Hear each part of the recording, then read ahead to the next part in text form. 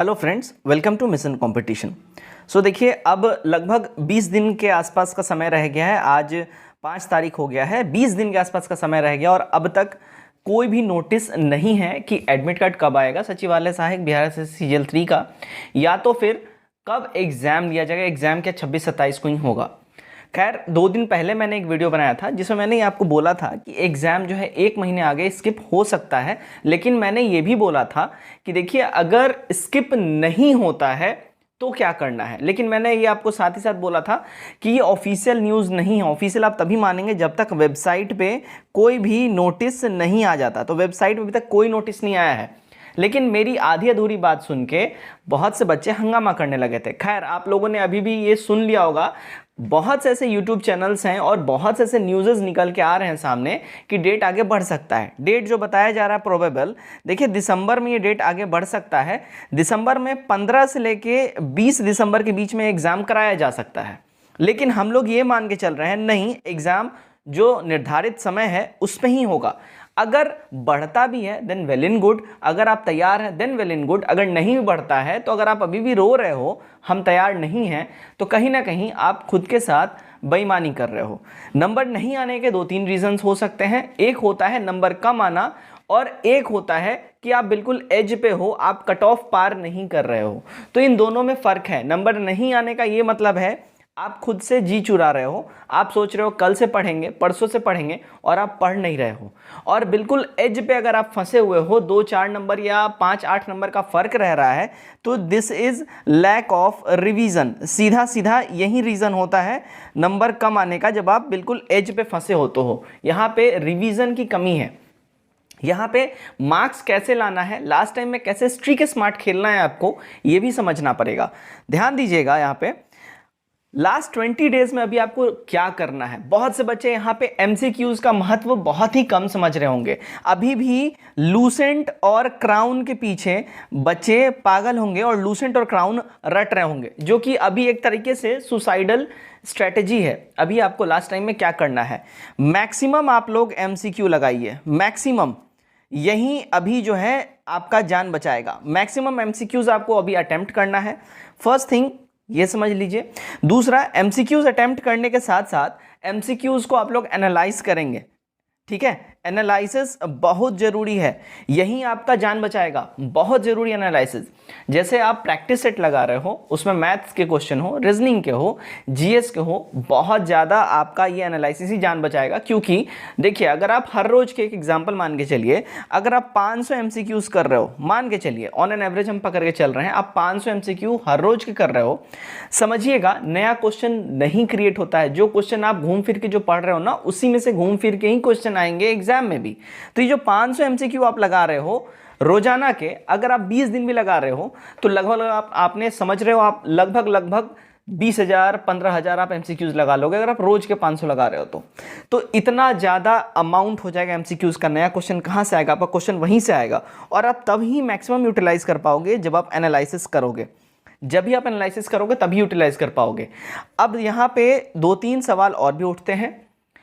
क्या पढ़ना है, कैसे लास्ट टाइम में पढ़ना है। एनालिसिस तो आपको करना ही करना है, वेटेज कम मत समझिएगा एमसीक्यू का। मार्क्स इसी वजह से नहीं आता है क्योंकि आप प्रैक्टिस नहीं कर रहे हो। Practice makes a man perfect. और लास्ट टाइम में एमसीक्यू बार बार लगाने के लिए इसलिए बोला जाता है ताकि आप एमसीक्यूज का प्रैक्टिस करते रहें, क्योंकि यहाँ पे स्टैटिक जीके भी रहेगा, सब्जेक्टिव क्वेश्चंस भी रहेंगे, और साथ ही साथ कुछ डिटेल अंदर से भी क्वेश्चन रहेंगे। लास्ट टाइम में आपके लिए बिल्कुल डार्क हॉर्स साबित होने वाला है। समझिएगा क्या, तो करंट अफेयर्स जो है डार्क हॉर्स साबित होगा। करंट अफेयर्स के सीधा से सीधा क्वेश्चन देखिए 8 से 10 करंट अफेयर्स से क्वेश्चन रहेंगे। और करंट अफेयर्स कब से कब तक पढ़ना है ये भी आपको समझना पड़ेगा। लास्ट 1 ईयर का जो है करंट अफेयर्स आप पूरा कर लीजिएगा। आपको कहाँ से करना है, आप कोई एक बुक प्रेफर करिएगा। मैं बोलूँगा प्रोबेबली 1.5 साल का दिया हुआ है इडुटीरिया के अंदर में, तो आप उसको प्रेफर कर सकते हैं। इडुटीरिया को आप प्रेफर कर लीजिए। अच्छा कॉन्सेप्ट उसमें प्रॉपर बढ़िया से दिया हुआ है। इवन 67th बीपीएससी में भी जो है यहाँ से क्वेश्चन काफ़ी आए थे इडुटीरिया से, तो आप इडुटीरिया बुक को प्रेफर कर लीजिए। यहाँ पे जितने इसके 1 लाइनर जो क्वेश्चन है, ठीक है, 1 लाइनर क्वेश्चन जो भी हैं मंथ वाइज दिए हैं, इसको जरूर पढ़िएगा। और एमसीक्यू करंट अफेयर्स का जरूर लगा लीजिएगा, यही आपका जान बचाएगा। पहला तो ये आप कर लीजिए।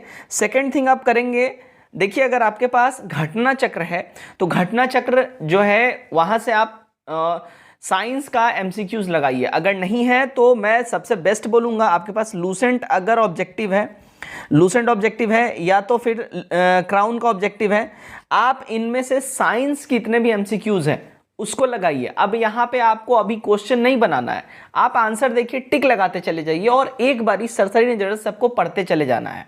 आपको ऐसे पढ़ना है, अभी टाइम वेस्ट नहीं करना, हर एक टाइम आपका मोस्ट इंपॉर्टेंट है, तो आपको ये चीज करनी है, ठीक। क्योंकि साइंस का सीधा 25 क्वेश्चन आता है उठ के, और ये 25 क्वेश्चन आपके लिए काफी वाइटल है। आपको एम करना है 18 से लेके कम से कम 22, 18 से 22 के बीच में आप अपना नंबर साइंस में जरूर से जरूर सही करिए, और तभी जाके आप रेस में बन पाइएगा। मैथमेटिक्स में आपको टारगेट करना है कि अगर 75 क्वेश्चन जो आपका मैथ और रीजनिंग मिला के दे रहा है तो कम से कम 65 से 70 सवाल आपके मैथ और रीजनिंग मिला के सही होने चाहिए, तब आप रेस में रहेंगे, तब आप एग्जाम क्रैक करेंगे। इसके लिए आपको मैक्सिमम प्रैक्टिस करना पड़ेगा। लास्ट टाइम में ध्यान दीजिएगा आप लोग, ऑब्वियस बात है लास्ट टाइम में तो अगर आपका मैथमेटिक्स में एडवांस मैथ वीक है तो उसको आप स्ट्रॉन्ग कर नहीं सकते हैं, लेकिन अगर आपका अर्थमेटिक्स सही है तो मैक्सिमम अभी प्रैक्टिस करिए, मैक्सिमम प्रैक्टिस करिए और अलग अलग डिफरेंट टाइप के क्वेश्चन सॉल्व करिए। मैथ में कैसे सॉल्व करेंगे, प्रैक्टिस सेट में अलग अलग टाइप के आपके क्वेश्चन जो हैं मिल जाएंगे। तो प्रैक्टिस सेट में जितने भी मैथ के सवाल दिए गए हैं उन सबको बनाइए, उन सबको सॉल्व करिए। जिस चैप्टर में आपका फंस रहा है उस चैप्टर को आप अच्छे से सॉल्व करिए। तो ये आपका लास्ट टाइम में स्ट्रैटेजी होना चाहिए, ऐसे आपका बिल्कुल गो टू एकदम स्ट्रैटेजी होना चाहिए। ये नहीं कि हम फंसे हुए हैं, अभी भी हम लूसेंट लेके पढ़ रहे हैं, क्राउन लेके पढ़ रहे हैं और अभी भी हम घटना चक्र या तो फिर एडुटीरिया का मैगजीन यूं ही कुछ भी पढ़ रहे हैं। नहीं, आपको एक स्ट्रैटेजी वे में पढ़ना पड़ेगा, मार्क्स तभी आपके गेन होंगे। और यही रीजन होता है लास्ट टाइम में आप स्ट्रेटेजाइज नहीं करते हो, जिस वजह से आपका मार्क्स जो है गिर जाता है। तो खैर एग्जाम देखिए, मान के हम लोग चल रहे हैं कि 20 से 21 दिन अब रह गया, मतलब कि जो निर्धारित समय है, जो निर्धारित डेट है, उस डेट में ही एग्जाम होगा। लेकिन अगर डेट बढ़ता भी है तो आपको अभी से ही खुद को लगाना पड़ेगा, क्योंकि 20 दिन रह गया है। अब नहीं जागोगे तो कब जागोगे, सीधी सी बात है। सो खैर नेक्स्ट वीक में यानी कि मंडे तक प्रोबेबल चांस है, मंडे तक आपको मोटा मोटी ऑफिशियल नोटिस दिख जाएगा कि डेट एक्सटेंड हो रहा है, एडमिट कार्ड कब से डाउनलोड करना है, नहीं करना है।